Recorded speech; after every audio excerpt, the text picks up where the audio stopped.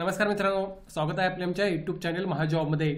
मित्रांनो, महाजॉबच्या आजच्या एपिसोडमध्ये आपण एका नवीन भरतीबाबतचा अपडेट या ठिकाणी घेत आहोत, ज्यामध्ये मॅनेजर अर्थात व्यवस्थापक, असिस्टंट मॅनेजर किंवा सहाय्यक व्यवस्थापक पदासाठी या ठिकाणी भरतीची एक नवीन जाहिरात प्रसिद्ध करण्यात आलेली आहे। 124 जागांसाठी रिक्रुटमेंट होत आहे, ज्यामध्ये तुमचा पे स्केल 60,000 ते 1,80,000 असा असणार आहे, ज्यामध्ये बेसिक पे तुमचा 60,000 तुम्हाला या ठिकाणी मिळत आहे। संपूर्ण माहिती जी अवेलेबल आहे ती आपण आजच्या व्हिडिओ मार्फत या ठिकाणी घेणार आहोत। सुरू करण्या अगोदर मित्रांनो, महाजॉब चॅनल नवीन असाल चॅनल नक्की सबस्क्राइब कराल। जॉब रिलेटेड डेली अपडेट देण्याचा प्रयत्न मी या ठिकाणी करत असतो। बघा मित्रांनो, जाहिरात जी आहे ती या ठिकाणी प्रसिद्ध करण्यात आलेली आहे। सेल अर्थात steel authority of India limited, government of India undertaking यांच्यामार्फत ही रिक्रुटमेंट होत आहे, ज्यामध्ये 124 जागांसाठी मॅनेजमेंट ट्रेनीची पदे भरली जात आहेत। अर्थात ट्रेनीची पदे जरी असली तरी 1 वर्षानंतर ही कायमस्वरूपी होणार आहेत। प्रोबेशन पिरियड नंतर तुम्हाला त्याबाबत काळजी करण्याची गरज नाही आहे। आता या पदासाठी बघा, सगळ्यात अगोदर आपण ट्रेनिंग अँड प्रोबेशन तुमचं कशा प्रकारे असणार आहे याबाबतची माहिती घेत आहोत। मॅनेजमेंट ट्रेनीज टेक्निकल हे पद आहे, ज्यासाठी 1 इयरचा ट्रेनिंग पिरियड राहील तुम्हाला। त्यामध्ये सुद्धा ट्रेनिंग पिरियडमध्ये सुद्धा तुम्हाला बेसिक पे हा 50 रुपये पर मंथ मिळत आहे। बेसिक टोटल पे तुमच्यापेक्षा जास्त असणार आहे, हे लक्षात घ्या। आणि त्यानंतर सक्सेसफुल कंप्लीट झाल्यानंतर 1 इयरचं ट्रेनिंग तुम्हाला असिस्टंट मॅनेजर या पदावर घेतलं जाईल, ज्यामध्ये 60,000 ते 1,80,000 पे स्केल तुम्हाला पाहायला मिळत आहे। या व्यतिरिक्त तुम्हाला बेसिक पे व्यतिरिक्त तुम्हाला जे काही इतर अलाउन्स आहेत ते सुद्धा त्या ठिकाणी मिळत आहेत। आणि पर इयर तुमची 16 ते 17 लाख रुपये स्टार्टिंग सॅलरी या ठिकाणी मित्रांनो राहणार आहे। ह्या सगळ्या गोष्टी तुम्ही लक्षात घेऊ शकता। So best in class salary आहे, त्याबाबत काळजी करण्याची तुम्हाला गरज नाही आहे। आता पदाची अधिक माहिती जी आपण रिझर्वेशननुसार तुम्ही बघू शकता, टोटल 124 ज्या जागा आहेत त्या कशा प्रकारे या ठिकाणी भरल्या जाणार आहेत। त्यामध्ये तुम्ही बघू शकता कॅटेगरी वाईज जागांचं विश्लेषण त्यांनी दिलेलं आहे, ज्यामध्ये 124 पैकी 35 जागा ओपनच्या, ओबीसीच्या 31, एससीच्या 22, एसटीच्या 18, तर ईडब्ल्यू साठी 18 जागा रिझर्व्ह आहेत। सो या व्यतिरिक्त तुम्हाला हॉरिझॉन्टली सगळ्यांच्या मिळून 7 जागा या हँडिकॅपसाठी रिझर्व्ह असतील। सो या बेसिसवर तुम्ही तुमच्या कॅटेगरीला किती जागा आहेत पाहून त्या ठिकाणी अर्ज करू शकता। या व्यतिरिक्त मित्रांनो, जे जागा आहेत त्यांचं नंबर ऑफ वॅकन्सीज कशा प्रकारे त्यांनी मेन्शन केलेले आहेत त्याही तुम्ही बघू शकता, ट्रेडनुसार किंवा इंजिनिअरिंग डिसिप्लिननुसार। सो या रिस्पेक्टिव्ह तुम्हाला इंजिनिअरिंग फील्डमधले टेक्निकल नॉलेज असणे किंवा ग्रॅज्युएशन असणे कंप्लीट आवश्यक आहे अर्ज करण्यासाठी, ज्यामध्ये केमिकलच्या 5 जागा आहेत, सिव्हिलच्या 14, कॉम्प्युटरच्या 4, इलेक्ट्रिकलच्या सर्वात जास्त 44 जागा आहेत, इन्स्ट्रुमेंटेशनच्या 7, मेकॅनिकलच्या 30, मेटलर्जीच्या 20 जागांसाठी तुम्ही अप्लाय करू शकता। या बेसिसवर तुम्हाला अर्ज करता येणार आहे। आता यासाठी क्वालिफिकेशन बघूया आपण काय लागणार आहे, तर degree in engineering with 65% marks असणे आवश्यक आहे अर्ज करण्यासाठी।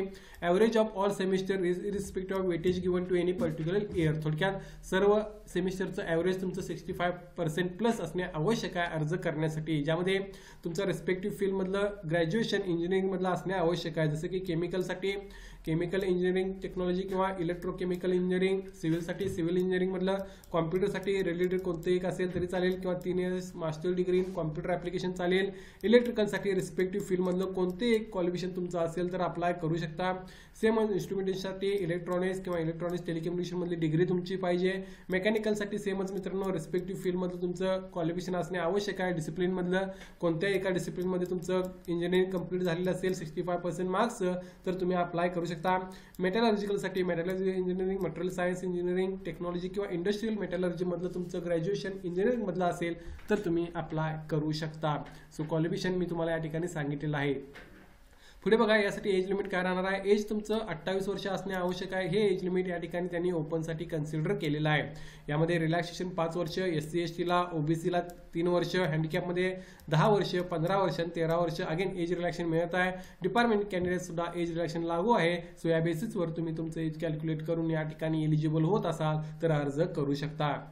आता यासाठी जी रिक्रुटमेंट प्रोसेस असणार आहे मित्रांनो, त्यामध्ये तुमची एक्झाम जी असणार आहे ती जानेवारी 2026 किंवा फेब्रुवारी 2026 मध्ये होईल असं त्यांनी या ठिकाणी सांगितलं आहे।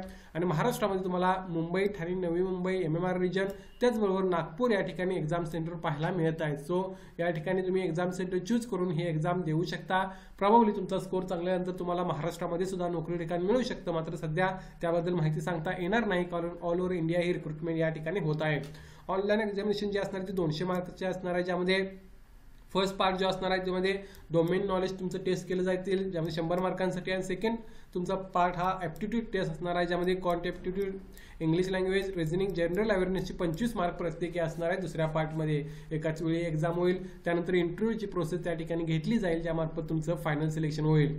आता अप्लाय करण्यासाठी सेलच्या ऑफिशियल वेबसाईटला तुम्ही व्हिजिट करू शकता. याची लिंक मी डिस्क्रिप्शनमध्ये मेन्शन करेन, तिथे जाऊन तुम्ही अधिक माहिती घेऊ शकाल. यासाठी ऑनलाईन अप्लाय करण्यासाठी 1050 रुपये form fee general, OBC, NCL, EWS कॅन्डिडेटला, तर 300 रुपये form fee SC, ST, handicap आणि सर्व्हिसमॅन कॅन्डिडेट्सला त्यांनी घेतलेली आहे. ऑनलाईन अप्लाय करताना तुम्ही फी त्या ठिकाणी भरू शकता. चांगली संधी आहे. फी जराशी एका साईडला आपण म्हणू शकतो जनरल ओबीसीला ज्या सरळ सेवा भरती असतात त्या प्रकारे आहे, तर इतर कॅन्डिडेटला मात्र 300 रुपये फॉर्म फी भरायची आहे. यासाठी 15/11/2025 पासून 5/12/2025 पर्यंत ऑनलाईन अर्ज करायचे आहेत. यासाठी ऑनलाईन अप्लाय करण्याची लिंक मी डिस्क्रिप्शनमध्ये मेन्शन करेन. एक चांगली संधी आहे. तुम्ही जर इंटरेस्टेड असाल, क्वालिफाय असाल, सिव्हिल इंजिनिअरिंग किंवा रिलेटेड इंजिनिअरिंग झालेला असेल तर नक्की प्रयत्न, इलेक्ट्रिकल इंजिनिअरिंगचे भरपूर कॅन्डिडेट असतात, ते प्रयत्न करू शकतात. या भरतीबाबत काय डाऊट असेल तर कमेंट करून विचारा. व्हिडिओला नक्की लाईक करा. अशाच प्रकारचे डेली अपडेट देण्याचा प्रयत्न मी या ठिकाणी करत असतो. धन्यवाद.